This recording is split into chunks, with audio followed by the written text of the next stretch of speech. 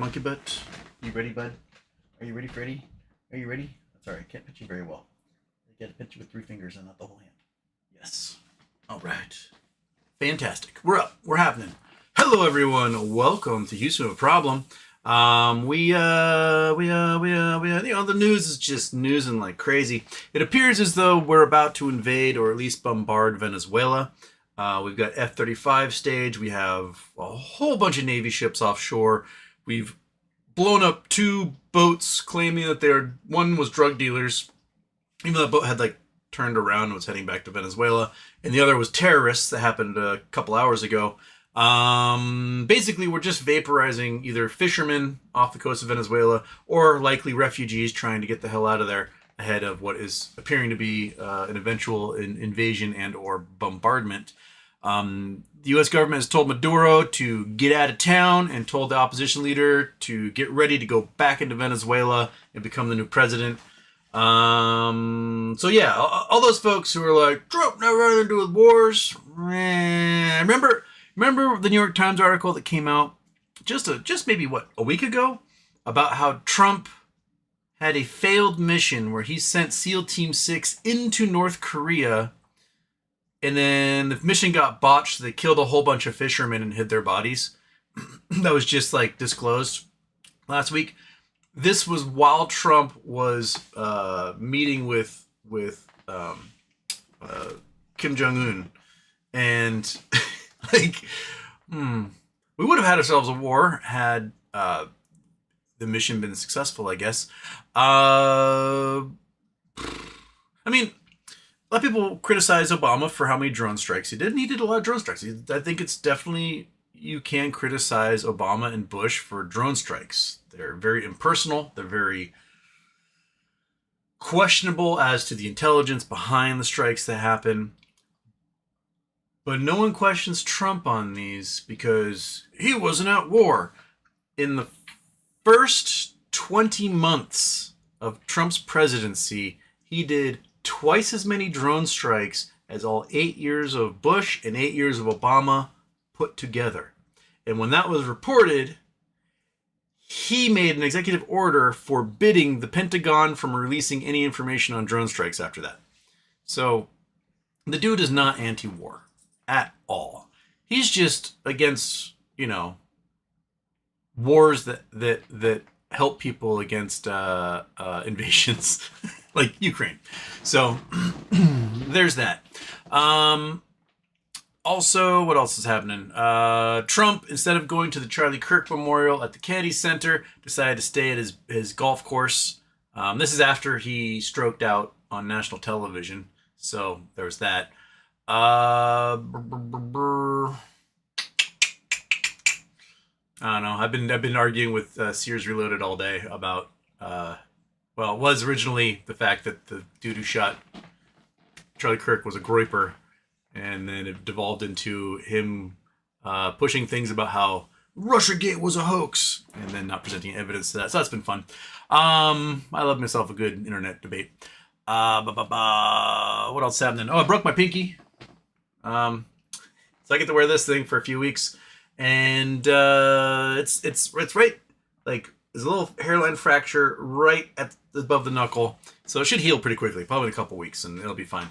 I was at my brother's house. We're playing this lawn dart game with things that are safety lawn darts. Basically, it's a dart with a bocce ball at the end of it, and you try to get into the circle. And his neighbor's black lab came and stole the bocce ball dart. And I tried to grab the collar as the dog was running off, and something went ping, and then my finger was broken. Originally, I thought maybe I bent my fingernail backwards, and then I got real pukey, and I was like, no, I broke it. Whenever I fractured something, I always get a little pukey. That's how I know it's not a sprain. It's if I'm then I broke something. It means I've broken every finger except for my thumbs. I never fractured my thumbs, but I fractured all these other guys throughout the years. How did I break them all? First one was 6th grade. Left hand, this guy right here. I was playing goalie in PE, soccer, and I made a save, got the ball, and Jeffrey Sawaki came flying through the air and kicked me right in the hand while I was holding the ball, thinking it'd be funny to kick it out of my hand. He broke my knuckle. That's my first one. So there went my dreams of becoming an astronaut right there, because, you can't be an astronaut if you got broken bones. Then I broke one in basketball.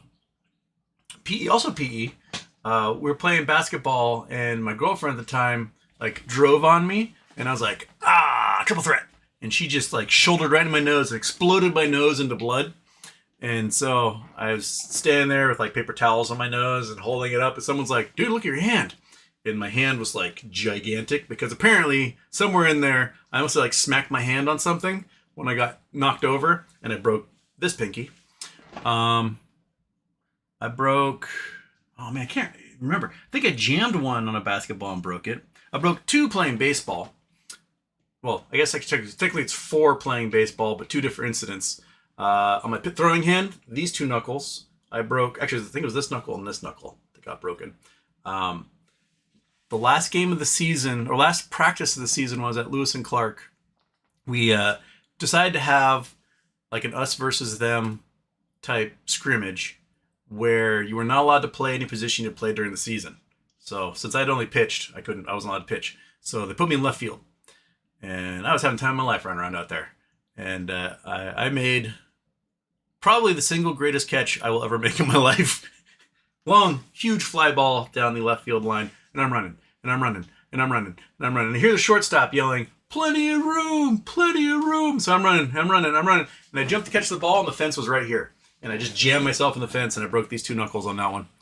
And then a couple years later, preparing for the old timers baseball game, so post-college, preparing for the old timers baseball game, first practice, I'm pitching batting practice, and we're behind the L screen, right? So, line drive's coming, because you're throwing pretty close.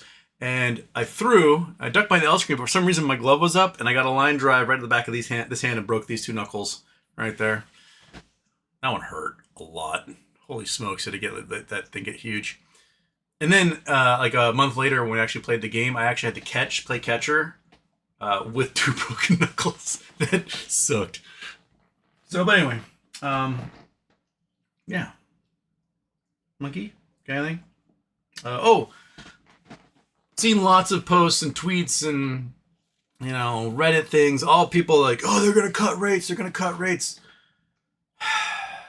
They're not going to cut rates. And if they do cut rates, it is the dumbest thing the Federal Reserve's ever done. You want more petty? Is that what you want?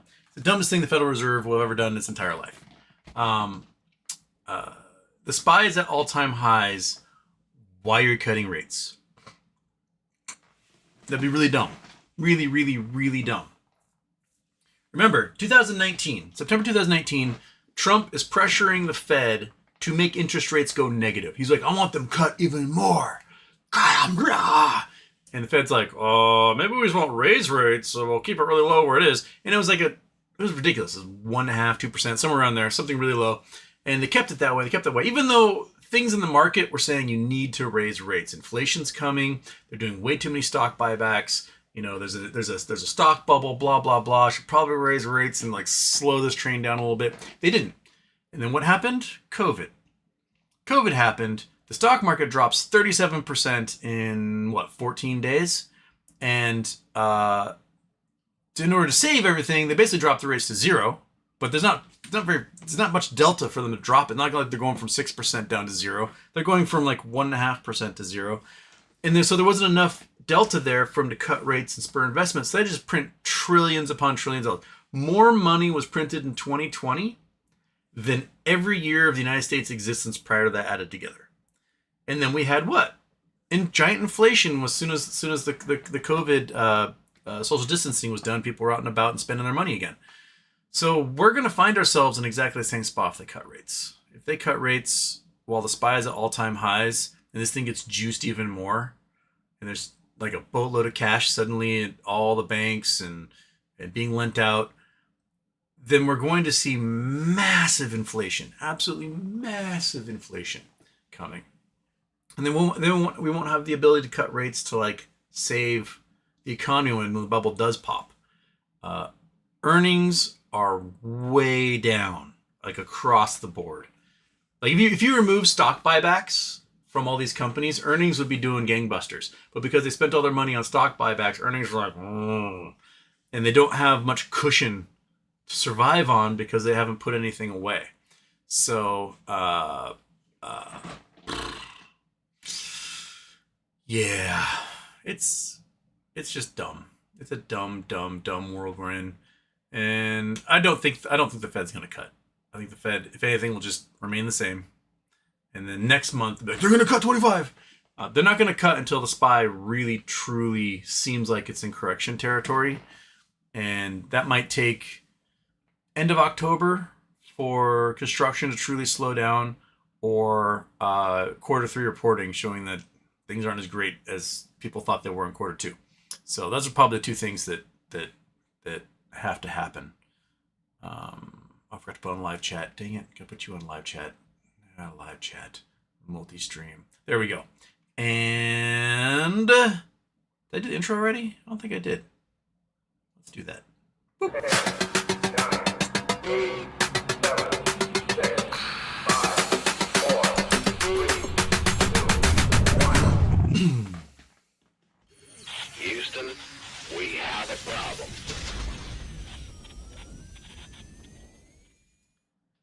And boom! It's off. I think they're all off. There we are. Okay.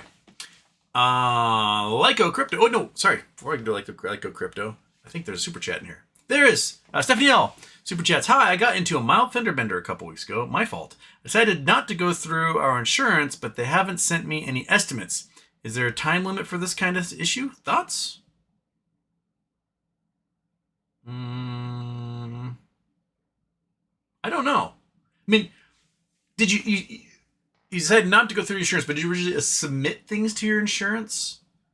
I guess that'd be the question. You might have to, like, if you haven't submitted things, you may have to, like, contact them and submit for stuff.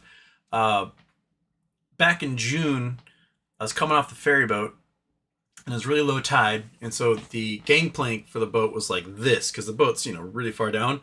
And the car in front of me goes up, and I go up, and I got the little low BMW Z4, and the bumper hits and goes scrape crack, and then all of a sudden just broke this chunk off the front bumper, and I'm dragging it up, and it's making all sorts of colorful noise, and then this ferry worker's like, oh, do you want to, like, file a report or something? It's like, yeah, your boat just broke my car. So filed the report, talked to insurance, and like 3 days later, my claim money came in. It was like lickety split. So, yeah, seems like should be quick if you had any contact with insurance whatsoever. At least what that is. And usually they give you the opportunity to say no, I don't need it. I looked at the part that broke off the bumper, and I found a brand new one on eBay for $117. And so with my deductible is like $500, and so the estimate would be like $1,200 to fix. And then so I was like, well, I can do that because you'll send me $700. And then for $117, I'll buy this thing and fix it myself. And that's what I did. So I got basically $600 out of that. So I don't know where I'm going with that. But yeah, make sure you contacted your insurance company first to get the estimates. Nope, no reports, no nothing. Oh, well, but I don't know. Get a different insurance company. Bitcoin, may you live in interesting times. Oh, thank you. Yes, I think we do. Never a dull moment over here. So Lyco Crypto says they were last, but that was only for an instant because they were also first at that time. Lone Wolf, where's everyone? Hi, Win. Hola, hello. So I say hey or hi? Hey? Hey, Win. Daniel Campbell's here. We got to Nub, fourth. I think you're fifth. Nope, you're fourth. No, you're fifth. You're fifth. Danny Campbell, no. Zima Dog, new Nub, or rest in peace. Hey, Win. Warrants, MOAS? The warrants are interesting. They are. Because I do think there will be a shortage of them for shorts to provide to lenders and the nakeds that they created, right? They're on the hook for those. So there's going to be a market for the warrants. I do wonder what the initial price is going to be because there's a huge theta, right? That the time between when they get issued and when they expire, which is a year. And if you have, like, you know what? Before we go anywhere, let's look at this. See if we can give ourselves an estimate. GME options chain. Okay. It's hard to guess because we don't have anything exactly a year out. But, bam, go there, go there. All right, so I think the closest we could do is January of next year, right? 2025, January 2026. We need September 2027, June. Shit, we don't have any like October of 2026. We got September 2027 for some reason, which is weird. Why is there September 2027? Doesn't make any sense. That don't make no sense. Anyway, let's look at, I guess June 2026 is as close as we're gonna be able to get. So this is less than a year away. 10 months, whatever. And $32 here is $2.80, right? So divide that sucker by 10. That means a single share. Oh no, sorry. Yeah, multiply it by 100 is $280. So a single share inside this contract is about $2.80 for $32. So if you have a warrant for more or less a year out, expect to pay $2 to $3 for a warrant that's at $32. So it may be crazy cheap.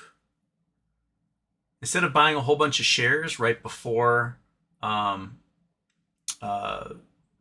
date of record, if you save your cash and you buy a shitload of those warrants when they come on, and you take them from the short hedge funds, that's how you can get way more of them than just like the 1 for 10 in your account, right? So why not save your cash, and when those warrants hit the market, you buy as many of them as humanly possible. I might do that. Because if you buy all the ones that are available, then the shorts can't buy them, and they can't make good on their promises to provide warrants to their lenders. And that can force a squeeze on the warrants, which can force a squeeze on the price, which can force a squeeze on everything. Right? Because let's say you have I don't know, $2,000, right? If $2,000, you can go buy 40 shares and they'll get you 4 warrants. Okay, cool. Or you can spend $2,000 and you get yourself 90 warrants, right? So maybe the warrants might be the way to go on this one.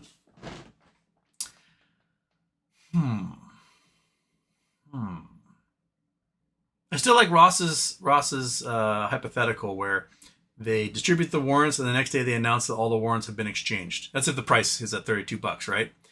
And yet a bunch of people have warrants in their accounts. Like, wait, how can all the warrants be redeemed if I have warrants in my account? Because it'd be proof that fake counterfeits have been made for everybody. So that'd be pretty mean. I like that. So yeah, warrants can be good. But it also coincides with about the price range for the redemption of those convertible bonds. So then a whole bunch of shares will be generated out of that. I don't know. It's going to be weird. It's going to be interesting. It'll be interesting. I think I'm going to spend my money on warrants the day they come out rather than shares right before the warrants. Here's what I'm going to do.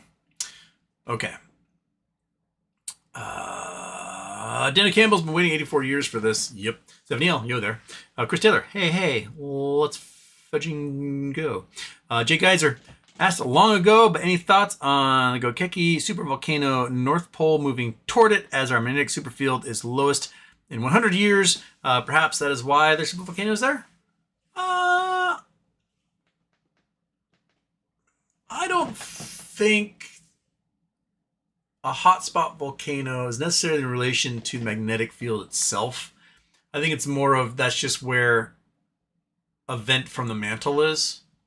Because it's thought to be that hotspot volcanoes, which supervolcanoes are, that those are just like a hole through the crust straight to the mantle, and just goo comes out, just tons of goo, and those have been all over the place. Well, more part like if we bring up the Google Earth, come on, Google Earth, open. There Okay, so we have hotspot volcanoes all over the place, right?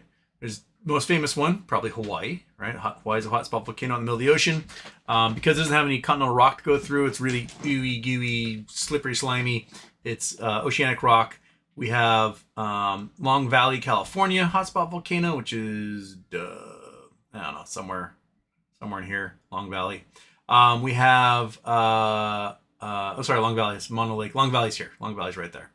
And then we have supervolcano, the one that's in Iceland that you're talking about, which is basically Iceland is a supervolcano. We have supervolcano out in Naples. We have one right there in Naples. There's supervolcano in Sumatra, Tambora. Where are you, Tambora? Tambora.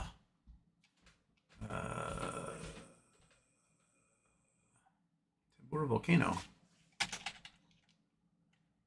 Volcano. There we go. That's what I'm thinking. Oh no, sorry. Tambora is not in Sumatra. Tambora is, I think it's Sumatra. Well, this supervolcano here. This is the one they think erupted about 70,000 years ago, and basically stalled the development of mankind for a while, but then forced all sorts of tool making to happen after that. So this thing's huge. It's in the water too, and it's a stratovolcano, so it does some gnarly stuff. And I mean, there's others. I can't remember them all. So yeah, Yellowstone. Forgot about Yellowstone. Yeah, Yellowstone supervolcano. None of those really seem tied to magnetic fields at all, and I don't know what effect having the magnetic North Pole pass through a supervolcano would be, because the magma is coming from the mantle and not from the core. So I don't know. I don't think there's going to be too much connection with it, personally. I think it's just happy coincidence more than anything. John Castro throws a green chat out there. GME theory, assuming we hit $32. GME buys stock now at under 25. Use buyback shares to fulfill exercise warrants in GME. Make $7 a share and avoid dilution. They can do, I think, $100 million worth. So they'd be able to buy, 4 million shares? So they're approved to buy 4 million shares worth. So that would be 400,000 of the 59 million. So it's a little bit, but not full dent it would make. Right? There'd be some. Some I'm thinking about. Come on, click. Where am I? And Jay Geyser, YouTube, North Magnetic Pole shifting. Oh, okay. I'll check that later. Polestar says, yo, Kelly Reed, happy birthday, HW. Lots of stagflation articles out on the weekend. Stagflation is terrible. Surprised that no economist or news publications are willing to call it what it is and fully admit that is the reality we're living. The Fed needs to warn people about how dire the situation is. We aren't just edging closer, we're here. And it's a very scary place, added with Trump's tariff wars. Well, the amazing thing is that we wouldn't be headed towards stagflation if it wasn't for the tariffs, right? It's like, Newton's laws. An object at rest tends to stay at rest. An object in motion tends to stay in motion. In order to take an object at rest and get it moving, right, you have to have some sort of push. You have to add a force to it. So inflation was going down, down, down, down, down. And then we added a force to it going the other direction, which are the tariffs. And if tariffs cause a giant rise in price and we cut rates before the economy or the market reacts to all of that the way it should, then we dump a bunch of money into a system where prices are already rising, causing folks to spend their money raising demand, which causes prices to rise even higher, which then weakens the dollar even more than it already has weakened, which is quite a bit. The dollar's lost, 15% on the euro, 20% on the Swiss franc. So, shit's a lot more expensive than it used to be for Americans. And we're losing hegemony around the world where our dollar doesn't pay for things like it did before. So yeah, I think if the Fed doesn't raise rates this time around, Powell probably needs to say, "I'm doing this to avoid stagflation, you dumbass." Right? Like, this is your fault, Trump. You did this with your policies, and we are doomed as a result of it. So I'm here, like, the little Dutch boy with his finger in the dike, holding the waters back. And I can only do so much, you moron. And I think it needs to be much more explicit than even what I said there. It needs to solely lay the blame at Trump's feet that this is Trump's doing, and we're trying our best to counter it. I mean, manufacturing is collapsing. U.S. exports are collapsing. Subaru just announced they're pulling back 90% of their manufacturing in the United States and canceling all plans for the new plants, right? We just pissed off South Korea to the point where South Korea may no longer do business inside the United States, at least not manufacturing. There's talk about closing down that battery factory that they were spending $5.7 billion on building, and would employ 20,000 people in Georgia, all because we pissed them off with our immigration policies. We have, a bill in Congress right now that would allow Marco Rubio, as Secretary of State, to look at your speech and determine whether you get to keep your passport or not. If you criticize Charlie Kirk, call spade spade, say Charlie Kirk was a white supremacist, which is what he was, you can now lose your ability to travel overseas. You can be stuck here Soviet style. Isn't that cool? That's really great for an economy. Yeah, to make it so that people can't travel or do business or spread ideas. You can't do that. You just gonna stay at home, forever muzzled and silenced. And then if you do come from overseas to come here, we're going to figure out a way to throw your ass in prison and then deport you. So, good luck at the Olympics or the World Cup. Because if you are an engineer training Americans how to run systems at a giant battery factory, fuck you, going back to Korea. We're just hitting all the wrong buttons here. And then we got, Stephen Miller coming out giving a speech about how, because of the assassination of Charlie Kirk, we're going to come after those dissenters hard. Buddy, it was one of your own. I will guarantee you that Tyler Robinson dude thinks Stephen Miller is just awesome. He's just a rad dude, right?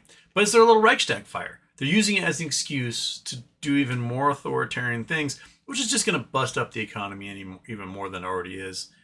So yeah, it's a long way down, and we're kind of standing over the edge at the moment, looking at it.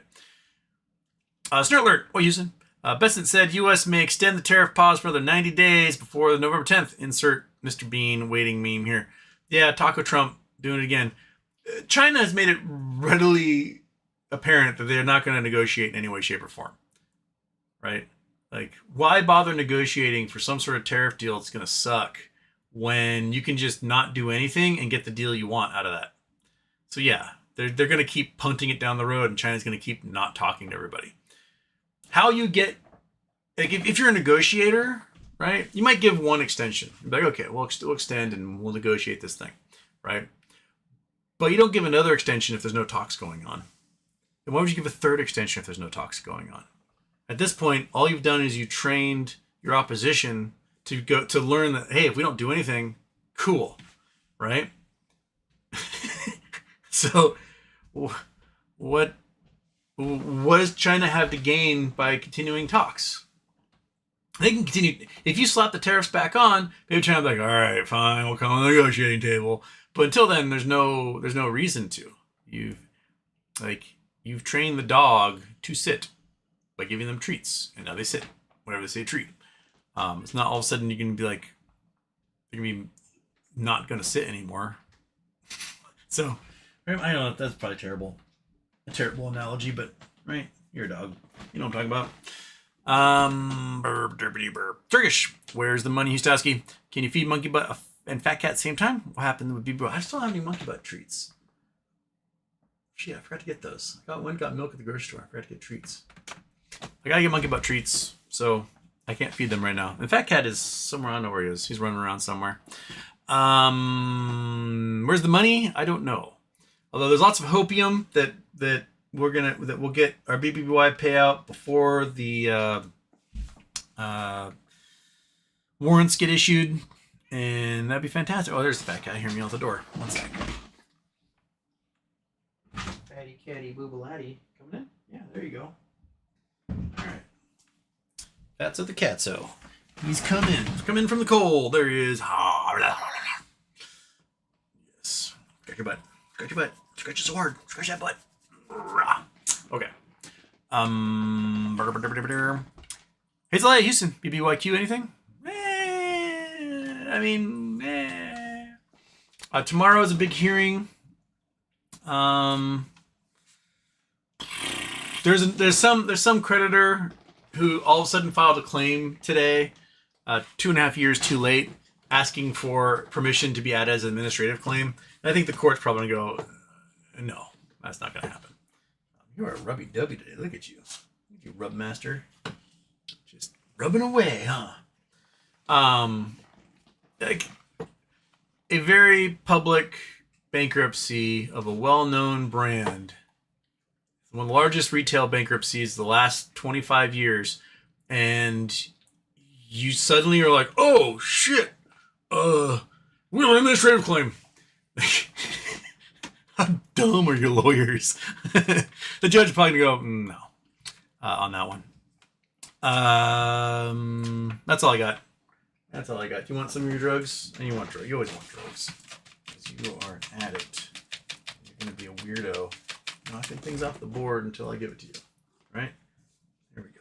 Yeah. Yeah. Look at oh my God, just so many drugs are just right here. Look at all that. Look at every last. This is just.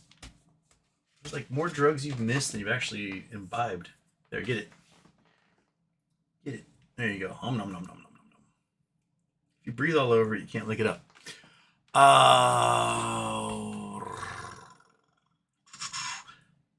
Polestar, they're really trying to show Kirk as some sort of government official and or someone who was planning on going to government, maybe to help push the death sentence. To definitely go for the death sentence, I find it interesting that we have kids he went to school with and his own family members saying everyone's Republican. They're more offended that they keep calling their son, grandson, whatever, a leftist. Like, no. He is a Republican. We're all Republicans. And then they're trying to paint the guy's roommate as trans when the only evidence they have is one TikTok filter from 3 years ago where it like turned him into a female anime character. And that's him suddenly being trans. And then they're trying to pretend like, hey, people who are in relationships with trans people, they can't possibly be conservative.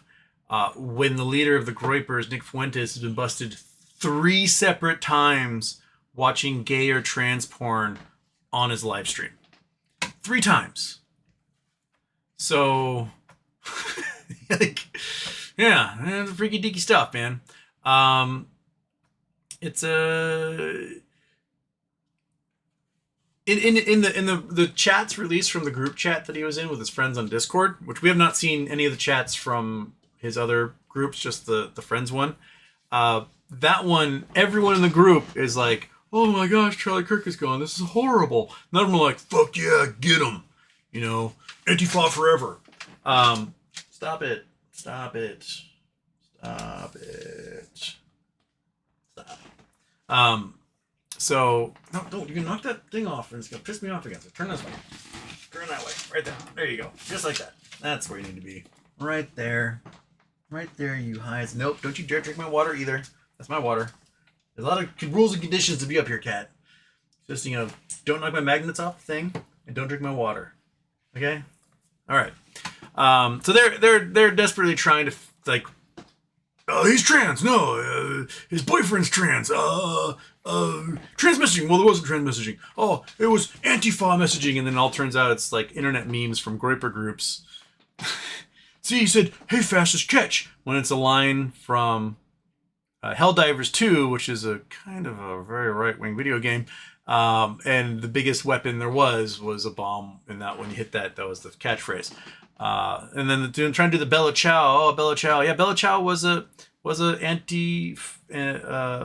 anti-fascist resistance song in Italy during World War II and before, but it's also on the Groyper playlist that Nick Fuentes made. So, and then if you read this, you're gay, LMAO. That's like not something a leftist would write at all. So if anything, he's an internet troll doing a live internet trolling, like a shit post.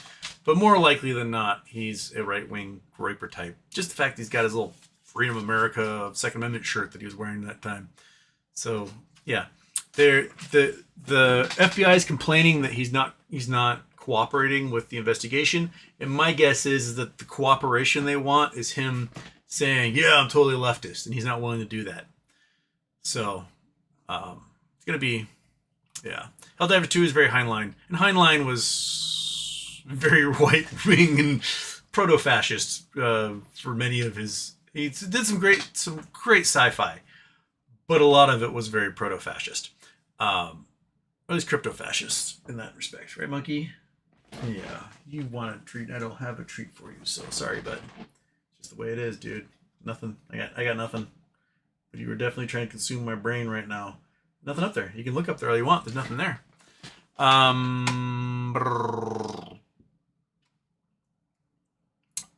Where was I? Frozen Productions, you and Sears were going out this weekend. I would only get some notifications, so I would have zero context in the comments. It's been fun. It's been a fun debate. The last time we had this big back and forth was last year when I was pointing out that Stephen Miller's intent as head of policy inside the White House was to turbocharge the Office of Denaturalization. Like they'd start with undocumented immigrants, move on to documented immigrants, move on to green card holders, and then eventually citizens to denaturalize them. And he was like, "No, it's not going to happen. You're such a liar. It's bullshit, blah, blah, blah, blah, blah, blah." And then news came out, about a month ago, and about how their goal is to start stripping people of their citizenship. And he actually wrote me a message. He's like, "Hey, you were right." So, I mean, he's got the ability to admit when he's wrong in that respect, and I respect that part.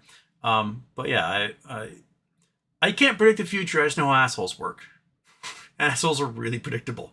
So, pick an asshole thing, and if it's the worst thing you could possibly do, that's what the asshole's going to do. And if you just put your money on that, you win, right?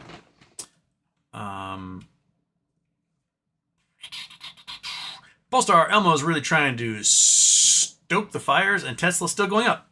Yeah, so Elon borrowed about $1 billion. He bought $1 billion of his own stock with that money. Caused the stock price to go up 7%, but it causes overall a net worth to go up $27 billion as a result. So it's not a bad plan. That's why they do stock buybacks. Why corporations borrow shares to do stock buybacks, because it makes the value of the stock go up even more. Tesla still doesn't have actually a game plan on how to make any money, especially with Elon spending so much time online trying to get everyone to go to civil war all over the world. There's talk about him being charged with criminal felonies back in the UK for essentially trying to stoke a civil war and civil unrest. So if he sets foot in the UK, he might face arrest for that. I mean, he's spent all weekend just high out of his mind, being like, "They're going to bring violence to you, so you better bring violence to them." It's like, buddy, you're the one who made Pepe the Frog your profile picture for a while. This is exactly the people doing the violence. It's your guys.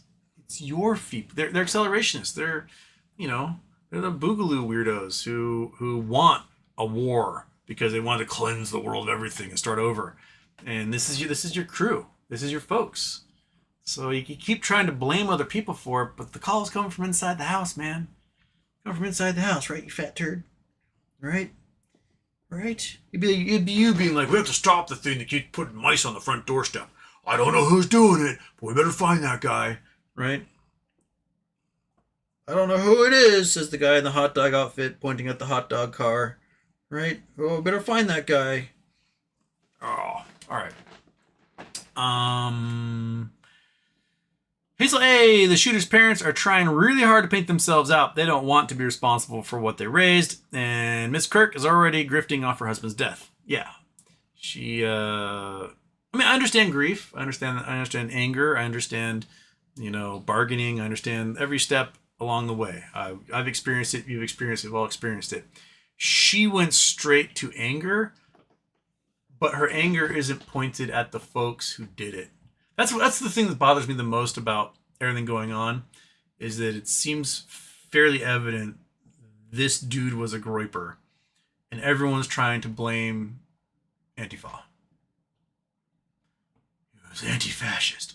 So they post some picture of a kid in a Salt Lake City anti-fascist shirt, and it's not even Tyler Robinson. It's somebody else entirely. Or they Photoshop a mask onto his face to say, OCU was one of those maskers during COVID. And it's a picture from last year when no one's wearing masks anymore. And ask yourself why they so desperately don't want it to be one of their own. They are really, really struggling. An article came out in the Wall Street Journal about some kid saying, oh yeah, when I grew up with him, he was so left. And then the Wall Street Journal had to retract the article because the dude just lied to them. So, and then, Kash Patel is actually fucking this whole thing up. I'd be curious to see what the actual truth is that comes out and how much is just being suppressed in order to keep this narrative going that, oh yeah, no, he was in love with another dude who's transitioning and that's why I shot him.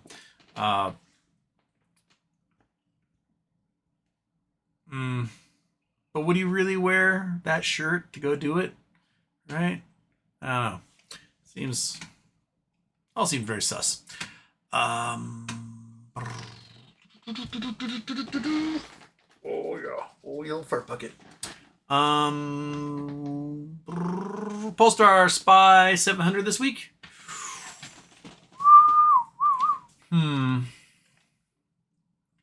If rates get cut, yes. It will get a crazy zoom out of Spy and make that bubble so much bigger. But if rates don't get cut, I think things get tempered a bit.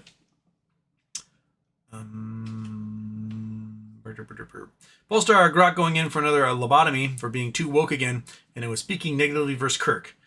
Yep.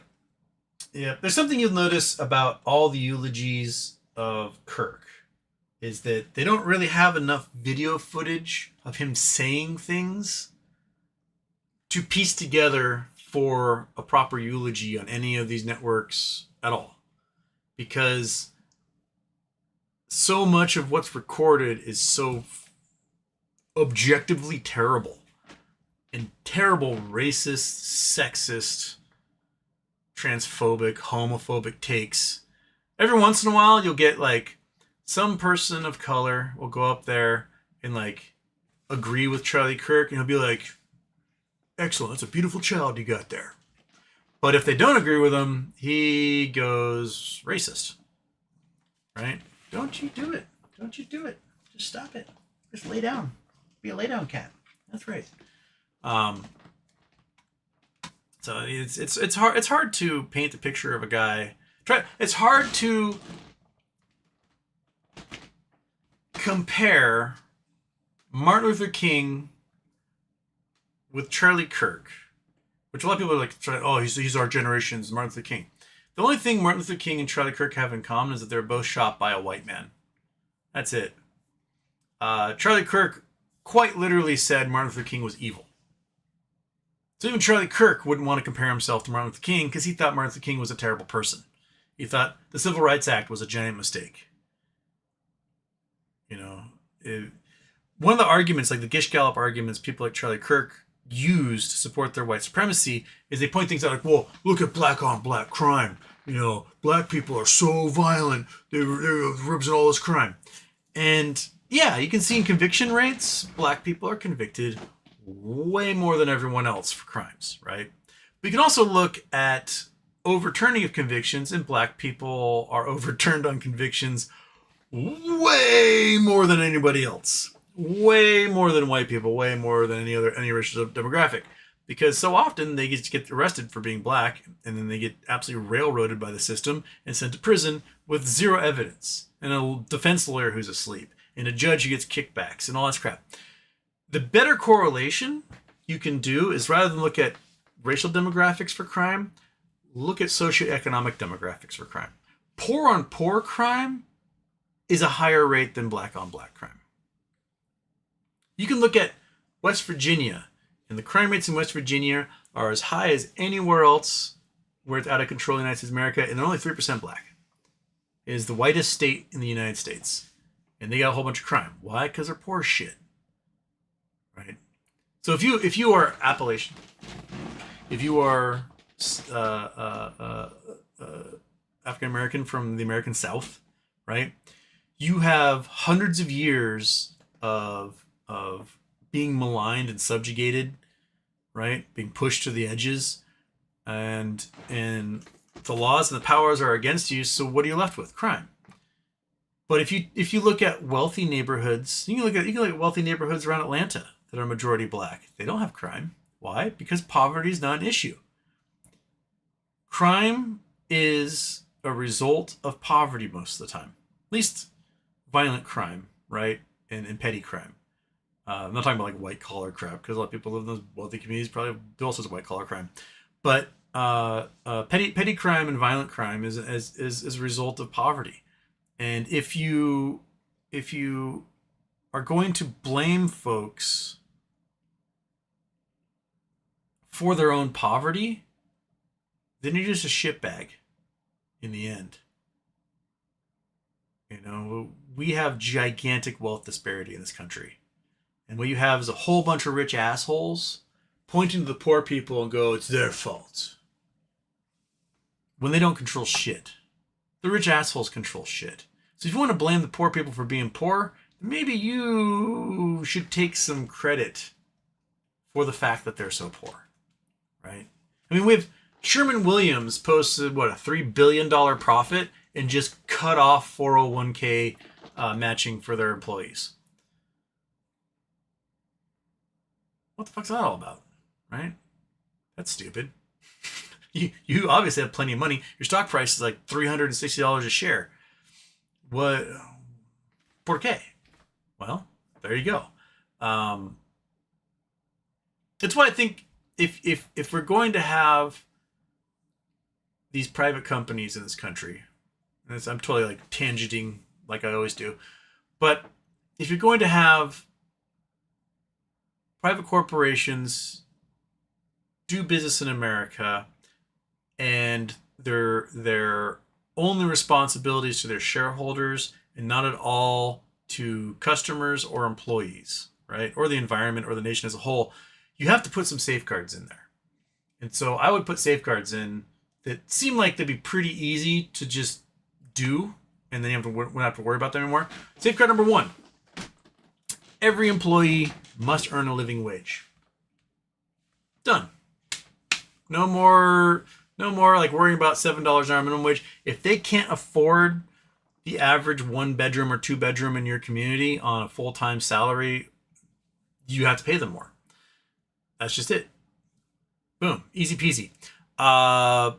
If your CEO, if your company has any employees, any at all, who qualify for government assistance, that's probably maybe one way to do it. If you qualify for food stamps, Section 8 housing, etc., any type of welfare, because your salary is so low, your hourly is so low that you actually qualify for these things, then you pay a 100% tax rate on all your profits.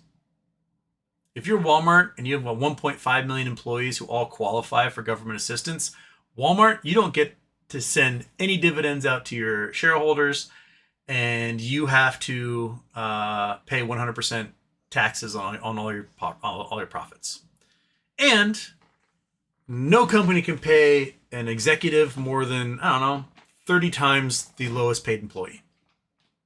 That's still a lot of money. That's still a shitload of money. So if your lowest paid employee makes $25,000 or $30,000 a year, right? That means your CEO could still make $900,000 a year. That's a hell of a living, right? And if And that should include all compensation, bonuses, stock bonuses, cash bonuses, etc. Even mean performance goals. You can't make more than 30 times the lowest paid employee. Done. Easy peasy, right? So there's some safeguards you can put in there, and it will force companies to actually treat their employees well, because if they don't, they can't send any money to their shareholders who they desperately need to send money to, right? Can't just if your employees qualify for social safety nets, you don't get to do stock buybacks. You can do any of those things. Nope. Done. I think it'd be pretty simple. Yeah.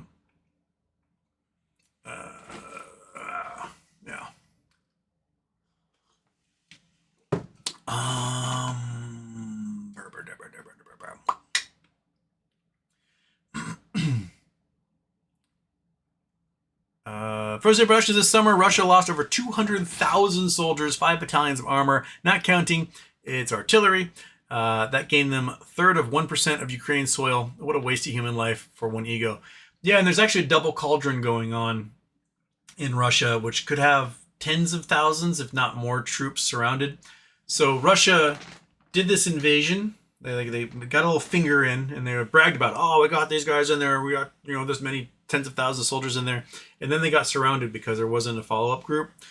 And then, so they're getting like shrunken down as they're completely surrounded inside Ukrainian territory. They're getting smaller and smaller, and tens of thousands of them are dying. And they're begging for reinforcements. So the reinforcements come in, the reinforcements just got surrounded. So now there's two groups just shrinking. It's like 1941 all over again.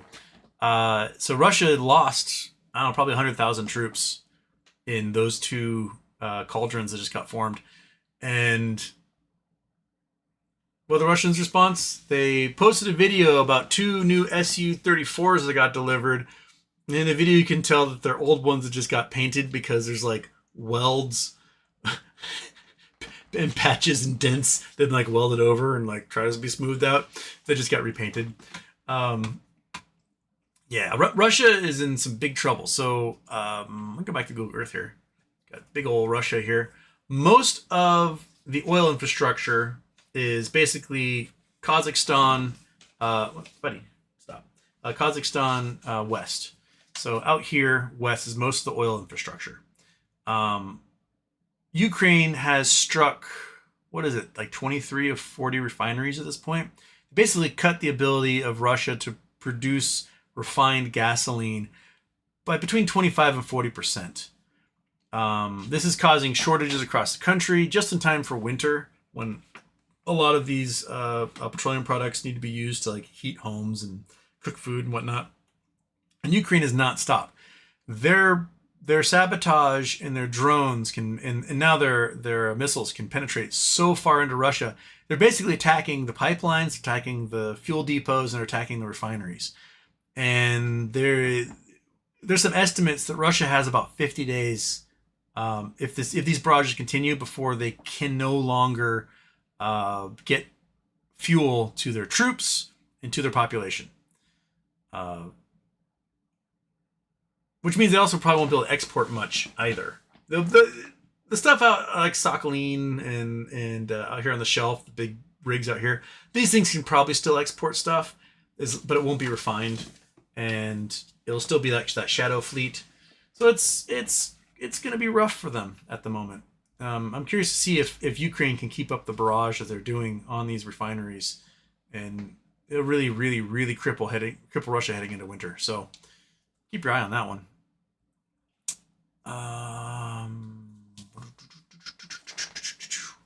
Polestar, Dave Portnoy, the next Kirk. He said Trump had a huge part in Kirk's death.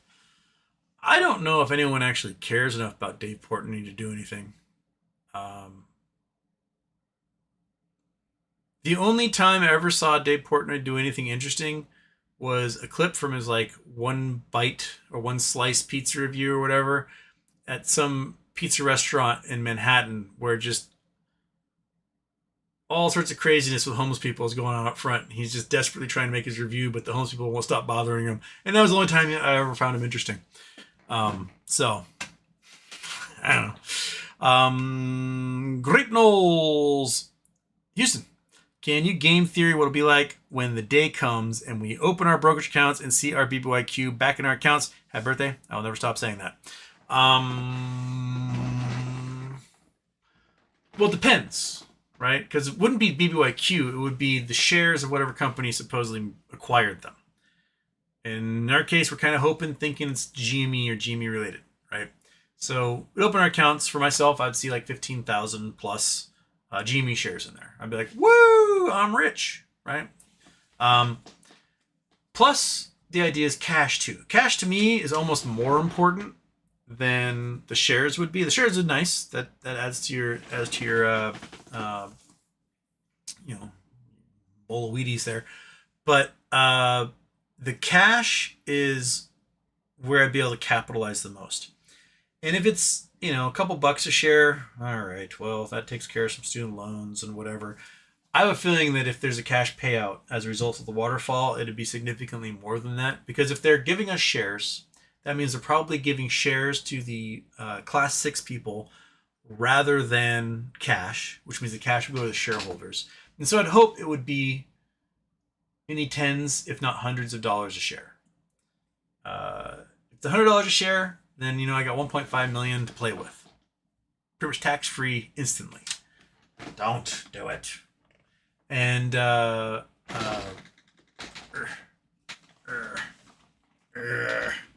squish you. I'll squish you down to nothing. That's it. Climb into your hole. There it is.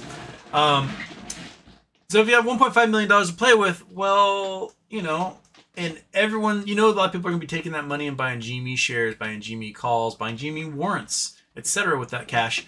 It's a pretty safe gamble on my part to take a huge chunk of that $1.5 million and buy, 5,000 in the money calls. Why not? Because the price spikes $10, $20, $30, $40, right? Remember, April of last year, the stock price was at $10. And by the end of May, it had spiked to $85 after hours. $65 at the beginning of trading. So it jumped $53. So if you have an in-the-money call, you just made $5,300 off every single one of those call options. And if you have 5,000 of them, you made $25 million or more. That seems like a great way to give yourself fuck you money. Generational wealth in one play. And I am definitely a risk taker. So that's probably something I would do. I would buy a whole bunch of in-the-money calls, force them to go on the market, and make good on those calls while everyone else is doing the same thing and watch the stock price go whoop, and then done, right?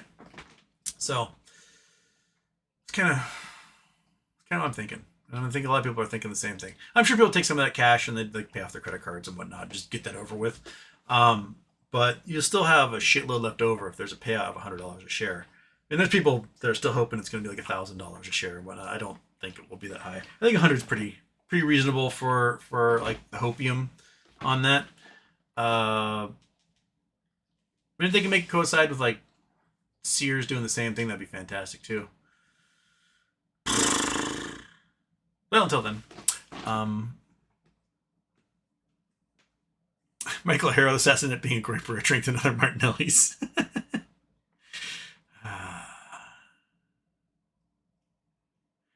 Andrew Stewart, Houston, why are the Democrats such a bunch of coward losers? Post-Obama, they let us slide to 1929 Weimar.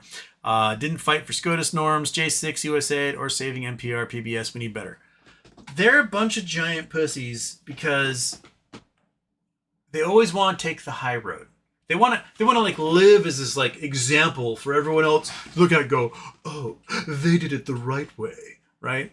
They are incapable of fighting dirty because they think fighting dirty is some sort of like savage response.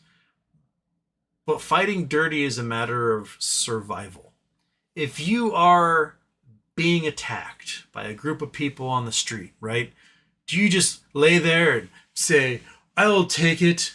No, survival instinct kicks in. You'll throw dirt in their face. You will bite. You will pinch. You will kick in the balls. You will find shards of glass to stab them in the head. You will do whatever it takes to get out of that and survive, right? But for some reason, the Democrats are never willing to do that. There were brilliant ideas to keep another Trump from ever becoming president that Biden could have done his first 2 years when he had the House and the Senate. And he just was too much of a upstanding person to do that. It would go against the norms, right? They could have made a 13-seat Supreme Court. They could have gotten a pit bull for an AG. They didn't do it. They didn't do it at all. Instead, they sat there and they just sort of hoped for the best without doing shit about it.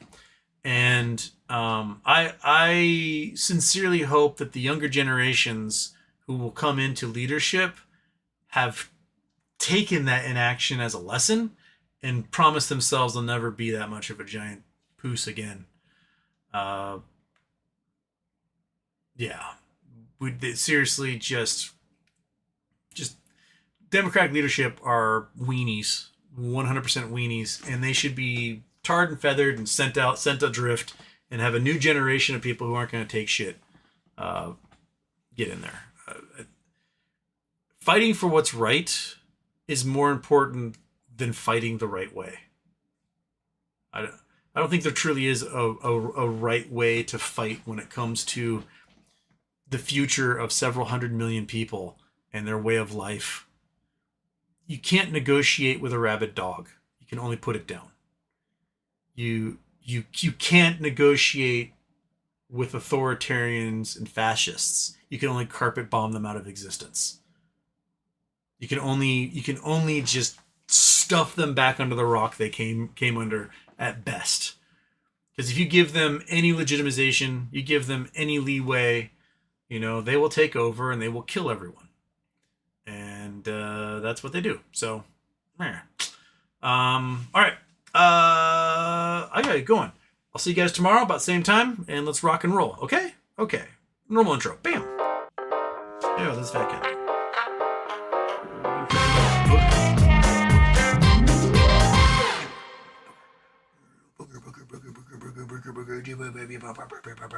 You hated every moment of that, didn't you?